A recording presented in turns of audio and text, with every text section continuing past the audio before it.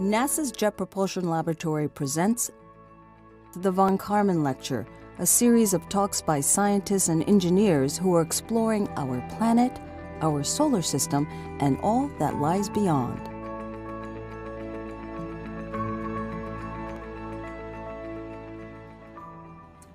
Hello and a very pleasant good evening to you wherever you may be. I am Brian White from JPL's Office of Communications and Education, and welcome to the Von Karman Lecture Series. Now, I had a teacher in college who on the very first day, he drew a tiny little circle on the whiteboard, and he said, "This is everything that you know." Now, being college students, we were a little insulted by him implying that we only knew a little bit of knowledge. But he said, it's okay because everything that circle is touching is everything you know you don't know. He said by the end of the class, he drew this much bigger circle all the way around it. And he said, I hope this is you.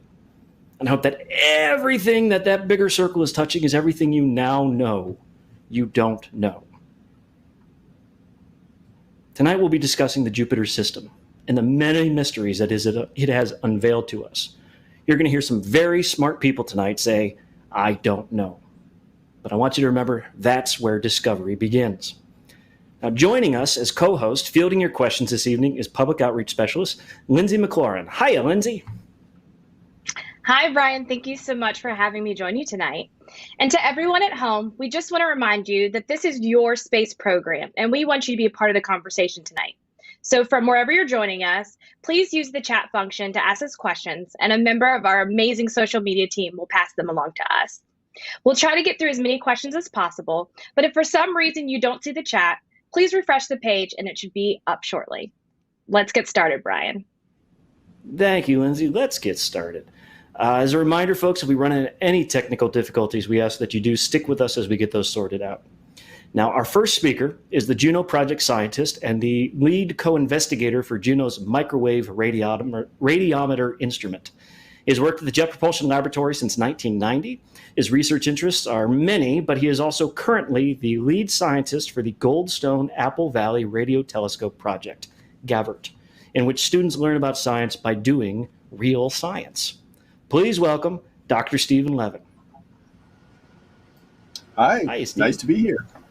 Welcome. Well, let's get started. Let's get started with your JPL origin story, how you got to where you are today. Sure. Well, I talk to school kids all the time, and they always ask that question. So I have kind of a pat answer for it. And the truth is, I became a scientist because I have a bad memory. So when I was a kid in school, and there's tests and whatever, I had trouble remembering what the teacher told me. But I quickly learned that I could figure out the answer instead. And by doing that, I learned, hey, figuring out stuff is fun. And it also turns out that figuring things out is what scientists really do. So that's kind of how I became a scientist. And pretty much all of my career choices about what kind of science have been made on the very careful basis of, that sounds like fun. So that's what I've been doing. Well, it sounds like you've been doing more than that. I imagine the project that you're working on then is a lot of fun. So talk to us a little bit about Juno and what it is. Sure, and I see we've got a slide up there with a little summary. So Juno is our spacecraft that's orbiting Jupiter, and we've been there since 2016. And the slide here is a little overview. I'm not going to read everything on the slide, although I'll point out that we flew by Ganymede last week and changed our orbital period. So that 53-day polar orbit it says in the middle is now a 43-day polar orbit. But in that time, what we've been trying to do is understand the origin, the interior, the atmosphere, the magnetosphere of the solar system's largest planet. And we have an extended mission approved by NASA, so that starts in August, and we'll fly by other satellites, and we'll get closer up data of the North Pole of Jupiter, and keep on going. And I guess that means now's a good time to talk about all the cool stuff we've learned so far. Well, I think so, but you also had a pretty exciting day this past week and a half, right? Sure. We had a Juno science team meeting this week, and we had a flyby of Ganymede last Monday. And so we have all kinds of cool stuff. And yeah, here's a great new picture of Ganymede that we took with Ganymede's first close-up in about, a generation, 25 years or so. We have lots more to come, but we only had the data about a week and we're still trying to understand things and analyze it. So you can find tons of pretty pictures from the flyby on the Mission Juno website. And there'll be lots more science results on Ganymede. We looked at Ganymede in a new way, as well as just for the first time in a long time. And we'll have lots of science results for that, but not today, because a week is way too fast to be sure that we're right about pretty much anything we say about the science results. Well, that's All a right. good. So That's a great Okay. segue, though, because you just said before we know we're right about things.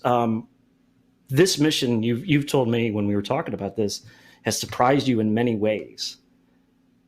Yes. And in fact, why don't we switch to that next slide, which is there's a way more than 10. There's so many new discoveries and surprises that, I couldn't make one list. I couldn't make one talk that was just about the most exciting discoveries. But the short version is it's a whole new Jupiter. I love that quote from Mike Jansen, one of our scientists, when we first started getting data on Jupiter and finding out that all our ideas were wrong. So basically, Juno has measured Jupiter in a bunch of new ways. And pretty much every time we did a measurement in a way that hadn't been done before, we found that our ideas about what we were going to see were just wrong. We got surprises, which is a lot of fun. If you're an experimentalist like me, you like, getting the new data and making all the theorists start over. So I'll tell you a few of them out of this list. I'm not even going to try to read the list of top 10, but I'll tell you a couple of my favorites. One of them is the deep atmosphere is not well mixed. So what that means is, Jupiter's this giant ball of gas, right? And what everybody thought before we sent Juno there to try to look below the clouds was if you got deep enough below where the sun shines in Jupiter and below where the clouds form, it's all gas. It's all fluid. It would be well mixed, and you'd find pretty much anywhere on the planet looked about the same. And when you look through at depth, it would make sense and would be smoothly varying and things. And well, that was totally wrong. What we found is all kinds of structure with our microwave radiometer that can see beneath the clouds, all the way down to several hundred kilometers, as deep as we can see, we see structure. So that was really cool. It gives us all kinds of puzzles and things to try to figure out. Some of the other things we found were the core in the middle is extended, it's dilute, it's fuzzy. So we all knew that there ought to be down in the center of Jupiter some kind of core where the heavy elements sank to the middle of the planet, right? If it's all fluid, all the heavy stuff should be down there at the bottom. And people kind of expected a sharply delineated core down in the middle, maybe not a solid core, but 3 to 5, maybe 10 times the mass of the Earth, maybe even 20 times the mass of the Earth, but mostly way down in the center. And what we think we found with the gravity is, yeah, that stuff is there, but it's way up higher. It's spread out and diluted up to half or maybe even 3/4 of the radius of the planet. So that's really strange. And now one of the things we're trying to figure out is there an even denser core down in the middle that is separated? There's a lot new data to be collected and a lot of puzzles to try to solve. I'll pick out another one of these is the magnetic field. When we first got our look at the magnetic field of Jupiter, we found it was more complicated than we expected. And we now know that it's asymmetric. The north part of Jupiter has a much more structured, complicated magnetic field than the south part of Jupiter. Now, we knew before we got there that Jupiter had the largest magnetic field of any planet in the solar system. And we expected it's caused by swirling motions in the ocean of liquid metallic hydrogen deep inside the planet. So hydrogen gas squeezed by gravity so much that it conducts electricity and it can make a magnetic field. But what we didn't expect was all the structure that we see, because even though we're getting this close-up view of the magnetic field, we're not getting any closer than the surface of the planet. And so we're seeing it still from a distance. And the only way we can see that much structure is if something is going on at a shallower place than where we thought the magnetic field was generated. So that's pretty exciting. And then, of course, all this asymmetry is really strange, that it's got all this complication in the north, and it looks kind of smooth and a lot more like a regular Earth-type dipole in the south. So that's another mystery. I could go on and talk about all of these and use up all the time, but I really want to talk about whatever people want me to talk about. So what I'm hoping to do is stop right here with me telling you and let people ask questions, and I can answer whatever anybody asks, even if the answer is I don't know. Well, let's find out what they are asking online. Remember, if you don't see the chat, refresh, and you can get that popping up. But Lindsay, what are they saying out there? Steve, the folks in the chat are super excited about talking about Jupiter. And so one of the questions Chris wants to know on YouTube, what is the atmosphere like on Jupiter? Okay, so Jupiter is mostly hydrogen and helium, right? So hydrogen is the lightest element there is. Here on Earth, it would float up into the sky. But Jupiter is so massive, 300 times the mass of the Earth, that the pressure is so high that you don't have to get very far into the planet, very far below the cloud tops, to get to a region where that hydrogen is compressed to something much different from what we experience here on the Earth. If you get a quarter or a third of the way into the planet, it's squeezed so much it's a liquid. It can even be squeezed so much it conducts electricity. It's a liquid metal. So that's just the hydrogen. Now that's way down in. At the top of the planet, the top of the atmosphere, there's still hydrogen. There's helium is the next most abundant. Then there's ammonia. So the nitrogen there is bound up with the hydrogen. NH3 makes ammonia. So you have a lot of ammonia in Jupiter's atmosphere. You have methane. You have lots of different chemicals now because way up at the top of the atmosphere, it's less dense. It's not squeezed the same way, and it can let the sunlight in. And the sunlight causes all kinds of chemical reactions to happen. And then it circulates because Jupiter's hot down in the middle and cold up at the top. So we've got a wide range of different elements and different chemicals, different chemical compounds. I don't know, that's probably more than you wanted to hear me say. But it's a pretty complicated atmosphere, and we can use some of what we learned at Jupiter to try to understand more about the Earth and vice versa. Thanks, Steve. Anthony on LinkedIn is asking, is Jupiter a gas giant that will be dangerous for the long-term future of planet Earth? So Jupiter is certainly a gas giant. I don't think I would say it's dangerous for the long-term future of planet Earth. In fact, I'd say maybe Jupiter, you should think of Jupiter like kind of a big brother that protects us. Now, it's a little bit of a two-edged sword, but if you imagine something falling into the inner solar system, like a distant comet, as it comes into the inner solar system, it's going to interact most likely with Jupiter before it interacts with the Earth or with the other planets, because Jupiter is further out and it's way more massive. And most of the ways in which something falling into the inner solar system could gravitationally interact with Jupiter would result in kicking it out away from the inner solar system. So it'd be less likely to hit the Earth. Now, that's not the whole story. Jupiter's got this enormous gravity. It can also perturb the orbits of things. And I won't promise that Jupiter's gravity couldn't perturb some comet and have it result in hitting the Earth instead of avoiding the Earth. But on balance, I'd say Jupiter is more protective than it is dangerous to us. And of course, it's really far away, so you don't have to worry about like gravity, Jupiter's gravity affecting the Earth in any major way.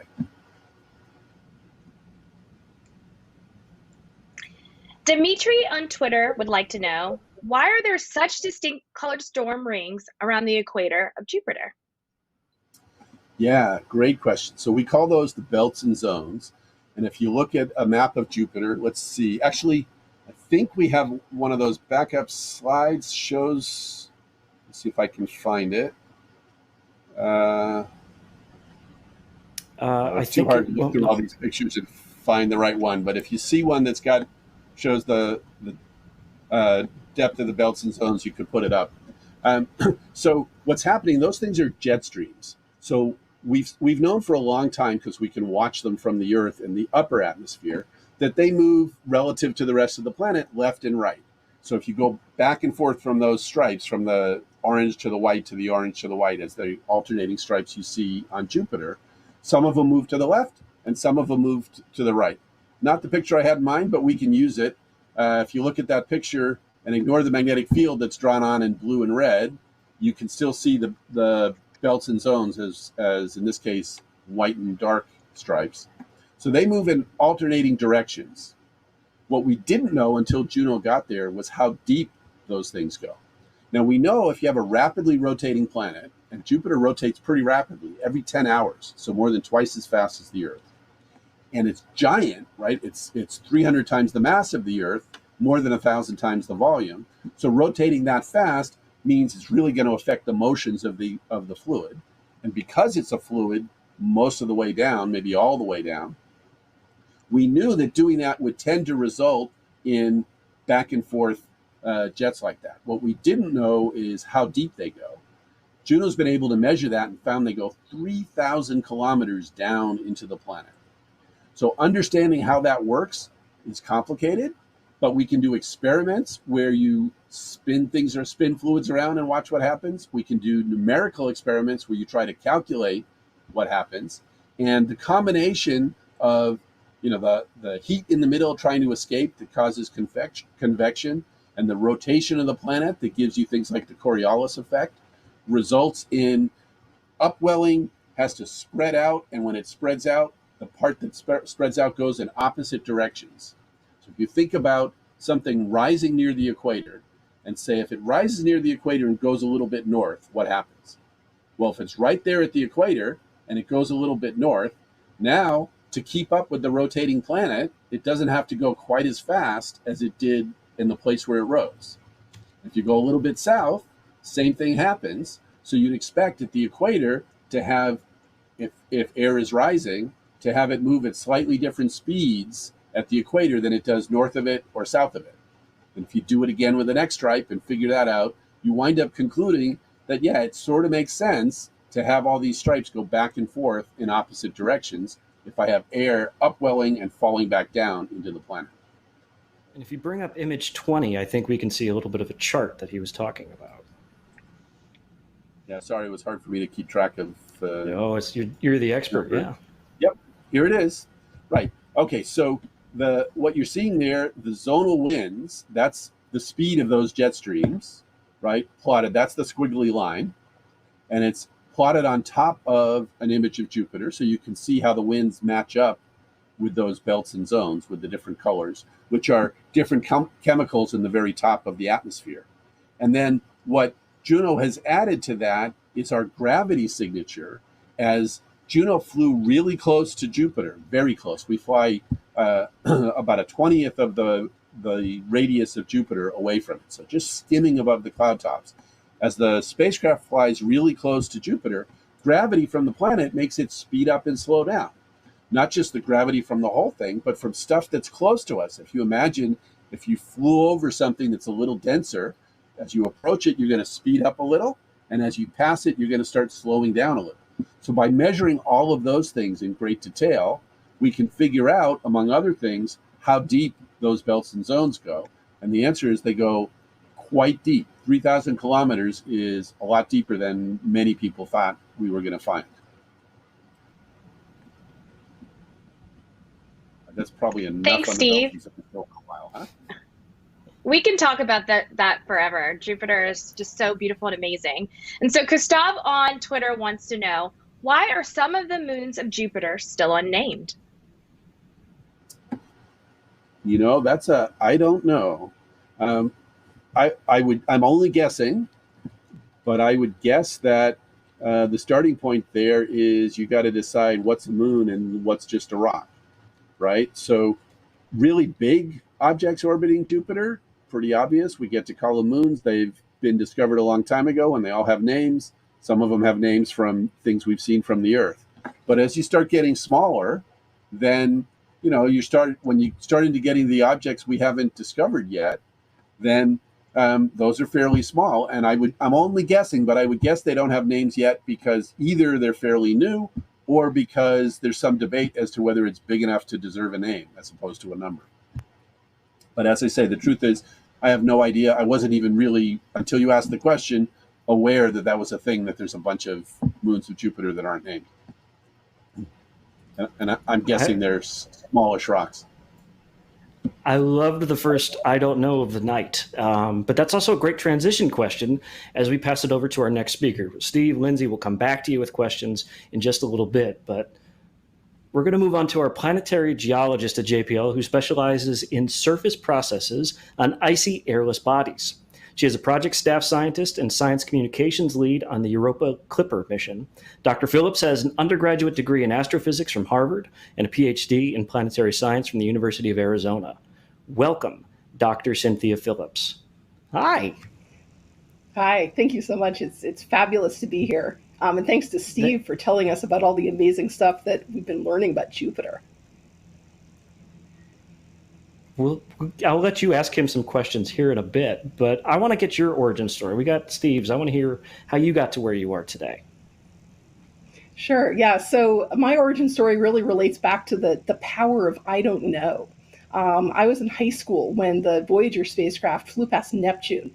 And, I was a persuasive kid, and this is pre internet. And so the way that the team on the Voyager spacecraft, the camera team, was able to see the pictures that were coming of Neptune and of its moons for the very first time was they actually had to go to JPL, and they went to the control room and they sat there and they watched as the pictures came in on these big monitors up in the control room. And so PBS, this is, there's no internet, right? So if I wanted to see the pictures, you had to wait for them to be published in the newspaper or something like that. It took forever. So PBS had a live stream from the JPL control room. It was called Neptune All Night, and they basically just had it on all night. And I was a persuasive kid, and so I remember I persuaded my parents, let me stay up all night and watch this thing. And I remember it's the middle of the night, and there's Carl Sagan, who of course was on the camera team, and this picture comes up of one of the moons, and Carl Sagan looks at it and he says, "Wow, I have no idea what that is."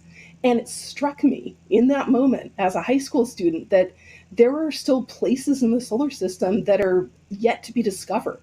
There's places that human eyes had not yet seen before. And that just gripped me, that there was so much that, we were at the cusp of discovering, and I wanted to be part of that. Well, you are. You're a big part of it now. So what gripped you about Europa? Why Europa? Why is that a place we're looking at? So Europa is this moon of Jupiter, and it does have a name. It's one of the big ones. So it's one of the four Galilean satellites. And what's special about Europa is that it's about the same size as Earth's moon, but as you can see in this picture, it looks really different. Instead of having a surface that's covered over with craters, instead of being an old kind of battered rocky body like our own moon is, Europa is covered with ice. And we think that Europa could actually have what we call the planetary ingredients for life. And so those are things like liquid water, a source of energy, and the right chemical elements for life. So that's things like carbon, hydrogen, nitrogen, phosphorus, sulfur, and then as well as stability. It's no good to have these ingredients there if you don't have enough time for chemical reactions to take place that maybe could lead to life. And the really cool thing about Europa is that we think it's one of the best places to look for life beyond the Earth because it has all of these ingredients. So if you can go to the next slide, Europa's surface, so again, it's a really young surface. It has very few craters. You can see there's one kind of nice big crater there in the bottom left of that grid on the right-hand side there. And it's a young crater. And you can see these bright rays of material that have spewed out in all directions from it. But most of the surface is covered with these long linear features called cracks and ridges that extend for thousands of kilometers across the surface. And then there's places where the surface has been broken up into what look kind of like icebergs. And these are places where the surface has kind of broken up into pieces. It's rotated, it's translated, it's even tilted, and then it looks like it froze into these new positions on the surface. And while these look like icebergs, they're many, many times bigger than any icebergs we have here on Earth. So the Titanic wouldn't stand a chance if it was there. And then we have other features that were just strange looking, these little lenticulae, and these are little sort of dark spots on the surface. And all of these features, plus other evidence that we got from the Galileo spacecraft. That was a spacecraft that was in the Jupiter system in the 1990s, and that I was fortunate enough to get to work on when I was in graduate school. The Galileo spacecraft took all these images, it took information from all of its other instruments, and it suggested very strongly that underneath this icy layer at the surface, there's an ocean of liquid water, and that this ocean could have more water than all of Earth's oceans combined. And if you go to the next slide, basically, it's really exciting to think that there could be an ocean here so far away from the sun. And this really revolutionized our thinking about the habitable zone, about places in the solar system that could be inhabited by life. And again, this is life as we know it. There's also some crazy, strange life in Star Trek that maybe we haven't figured out yet. But, when we're looking at life, we just have to do the best job we can. And that means until someone builds me a tricorder, it's going to be life like we have here on Earth. that needs those ingredients that I talked about. And so here on Europa, we think that there could be this big ocean layer of liquid water, and we think it could be kept liquid by what's called tidal heating. So basically, what happens is that Europa goes around Jupiter, and it has about a 3.5 day orbit. And as it goes around, sometimes it's closer to Jupiter, and sometimes it's further away. When it's closer, remember Jupiter is, it's the biggest planet in our solar system, actually has more mass than all of the rest of the solar system, except for the sun, combined together. So Jupiter's huge. Its gravitational forces are massive. And so when Europa is a little bit closer to Jupiter, its surface gets tugged on, it gets stretched and pulled and elongated a little bit. And then when it moves around in its orbit so it's further away, surface goes down. And it's this stretching and pulling as it kind of gets squished. That's what we think generates frictional heating. This is called tidal heating. And it's that friction, that tidal heating, that keeps this liquid water ocean liquid. And we think this ocean could have been there over the age of the solar system. So 4.5 billion years, this ocean has been sitting there simmering. And so because of this, because of these discoveries made by the Galileo mission back in the 1990s, NASA's been working on a new mission called Europa Clipper. And so in the next slide, please, Europa Clipper will basically explore Europa to investigate its habitability. And it has a payload of a bunch of different instruments shown here. The ones that are circled in blue are what we call our remote sensing instruments. And so that includes things like an ultraviolet spectrometer, there's an imaging system, there's a near-infrared mapping spectrometer, there's a thermal imager, and there's a radar instrument. And these instruments will all let us study the surface, but some of them will actually be able to penetrate into the subsurface. That reason ice-penetrating radar will be able to go through the subsurface ice layer, go through the surface ice layer down into the subsurface. And depending on how thick the ice layer is, we know there's a layer about 100 kilometers or so thick at the surface. Some of that layer is frozen solid ice, some of it's liquid water. We're not sure yet how much is frozen and how much is liquid. The reason instrument maybe will be able to help us determine how thick that ice layer is. And it'll also be able to look for places within the ice layer where there could be inclusions, so pockets of liquid water. And then we have another set of instruments that we call our in situ instruments. And so these are a mass spectrometer, there's a dust detector, there's a magnetometer, and there's a plasma instrument. And so these instruments will let us sample the composition of Europa. And these don't do it directly, so we're not going to land on the surface of Europa, not with this mission.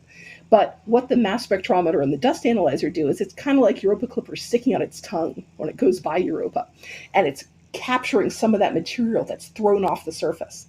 And so if there's a plume erupting on Europa, now this is possible. We've seen plumes erupting from the tiny little moon Enceladus that orbits Saturn. So we think maybe there could be plumes on Europa. We haven't seen them yet, but if we do find a plume, we'll be able to fly through it, probably with the Europa Clipper spacecraft, and sample that material directly. But even if we don't find a plume on Europa, there's still enough material that's just thrown off the surface due to impacts from Jupiter's very strong magnetic field that accelerates charged particles into the surface. Those impact the surface and they send off material out into space. They make this very, very thin, tenuous atmosphere. And as the Europa Clipper spacecraft flies by Europa on its multiple close approaches, it'll be able to sample that material and determine its composition. And then finally, we have a magnetometer and a plasma instrument that will be able to tell us more about the space environment surrounding Europa, and also maybe help us determine exactly how thick that ocean layer is by looking for an induced magnetic field signal. Yeah. If we go to the video next, we can see that plume. You're right, that you're talking about. Great. Yeah, so Europa Clipper it's a spacecraft that rather than orbiting Europa, the problem is that there's so much radiation around Europa that we can only survive for a matter of weeks in Europa orbit. But instead, we'll have multiple close flybys from Jupiter orbit of Europa. And so here's just an artist's conception where if there is a plume actually erupting from Europa, we'll be able to fly right through it and sample it. And that would just be spectacular. But even if there isn't a plume, we'll still get just amazing results from Europa Clipper. So the spacecraft will have multiple close flybys, 50 or so, of Europa over the course of a couple of years in the Jupiter system. And so we're really looking forward to these new results from Europa Clipper. So stay tuned. Very cool. Lindsay, I know there were a lot of questions about Jupiter. I imagine there's a lot of questions about Europa out there too. You are absolutely right, Brian. So Cynthia Irvin on LinkedIn is asking, how many instruments are flying on Europa Clipper? Is there an instrument that hasn't flown before or is very specific to Europa? Sure. So if we can go back 2 slides to the list of instruments. Sorry, forward one, 2 more. Yeah, this one. Okay, so there's a bunch of different instruments on Europa Clipper. It depends on how you count them, whether or not there's 9 instruments or 10, and that's because the camera on Europa Clipper, there's a narrow angle camera and a wide angle camera. So sometimes we count those as 2 different instruments because, technically it is 2 separate cameras, but they're both part of the ICE Europa imaging system. So we've flown some of these instruments to Europa before, and some we haven't. Some of the ones that are really special here are the Reason, the ice penetrating radar. That's a new instrument, and we've been using instruments like this on Mars to look below the ice sheets in the poles of Mars. And we also use instruments like this on the Earth to study ice sheets on Earth. And so this technology of an ice penetrating radar, it's been tested on Mars, it's been tested on the Earth, but this will be the first time that we're sending an instrument like this to the outer solar system. So I'd say that the Reason instrument is one that we're all really excited to see what it looks like. And then another one that I'm also really excited about is actually the ultraviolet spectrograph. So this is the Europa UVS instrument. The Galileo spacecraft that we got most of our information from about Europa so far did not have an ultraviolet instrument. And so we had a camera on Galileo that went down into about the violet range. But I'm really excited to see, we can look for an aurora, and we can look for the ultraviolet spectrograph might also be useful to look for plumes. And so this will also be a really exciting sort of new instrument that we'll be taking with us to the Jupiter system. Thanks, Cynthia. Crimsy on YouTube would like to know, how deep is the ocean on Europa, and how much does that depth vary? That's a great question. Let's see if we can go back 1 slide, please. So this image actually shows that basically Europa's ocean, so the layer at the surface, that's about 100 kilometers thick or so. It's 100 kilometers, maybe plus or minus like 30 or something. So you'll see people talking about, it's an ocean about 100 kilometers thick, maybe with like 30 kilometers of ice on top of it. The truth is that, again, this is an I don't know, but it's not quite as unbounded as some of our I don't knows. We do know that there definitely is a layer at the surface of Europa that has the density of water. The problem is that the density of solid water ice and the density of liquid water are really close to each other. And so the gravity measurements from the Galileo spacecraft that we used to detect this layer, they just weren't good enough to distinguish between how much is solid ice and how much is liquid water. So most of the best estimates, we would say, are that it's about 100 kilometers or so of water, maybe 80 kilometers of water, and then maybe 30 or so kilometers of ice on top. Likely there is some variation, but probably not a whole lot. Like there probably aren't huge sort of like, big pointy icebergy things that are places where the ice shell is really jagged at the bottom of the ice shell. And that's just because if there are places where there's a lot of topography at the bottom of the ice shell, so at the top of the ocean, probably the currents in the ocean and just the temperature would kind of smooth those out pretty quickly. Well, let's bring Steve back in here. There are a lot of questions in this chat tonight, and I've only heard I don't know a couple times, and that's pretty great. You both talked to me early about how proud you are when you get to say that answer to a question. Lindsay, we got time for just a few more questions from our audience. Absolutely. So Steve, this question I think you can answer. Darren on Facebook would like to know, could the public possibly be allowed to give naming suggestions for Jupiter's unnamed moons? Way above my pay grade. So I Don't know. I'm sure there is a protocol for deciding how to name moons of other planets, but I don't happen to know what it is. I can talk about that a Maybe little bit, Steve, actually. So I've sounds worked a good. little bit I've worked a little bit on planetary nomenclature actually, and so it really depends on what sort of what sort of object we're talking about, and so a moon has to fit into certain naming categories, and so the moons of Jupiter mostly come from Greek mythology. There's some other sort of special cases depending on sort of different clusters of moons, but we have done there have been cases in the past when new moons have been discovered. You can't name a moon after a person, right? The International Astronomical Union has very sort of strict requirements on this, but the person who discovers a moon does actually usually get to suggest a name to the International Astronomical Union, and if that name kind of follows within the naming conventions, then sometimes that name can be adopted. And so, yeah, sometimes in the past there have been sort of name a moon, sort of not really contests, but sort of public, but periods where basically it's been open to the public to sort of suggest names and then help vote on names. But the public doesn't actually get to officially name any of these moons. So stay tuned. Thanks, Cynthia. Lainey is asking a question for her daughter, Sloan, who would like to know why there are geysers on Europa. That's a very good question. So first, we don't know whether or not there are geysers on Europa. I would really like there to be geysers on Europa, just because I think that would be super, super cool if Europa was actually ejecting material out into space, like this big sort of like space, eruption. And we do see those on Saturn's moon Enceladus. And so we know that it's possible, right? If Enceladus can do it, come on, Europa's got to be able to do it too. Part of the problem with Europa is that it's a lot bigger than Enceladus. So just because we see plumes that are actually being vented off of Enceladus, if plumes did exist on Europa, they'd be a lot smaller. So they wouldn't be quite as spectacular as these kind of giant jets of gas and dust that we see coming off of Enceladus. But if there are plumes, that would be really fascinating, because basically that would mean that somehow the liquid water ocean of Europa made it up close enough to the surface that it was able to erupt and sort of make it out into space. And so, again, we're not really sure how that could happen, but we think it could. But we won't know for sure until we go there and actually look for them. Great. Thanks, Cynthia. And I've been told we have time for one more question. And so to wrap things up, Cynthia, this question's for you. Surety from YouTube would like to know, if Europa does indeed have an ocean, what kind of things do you think we'll find there?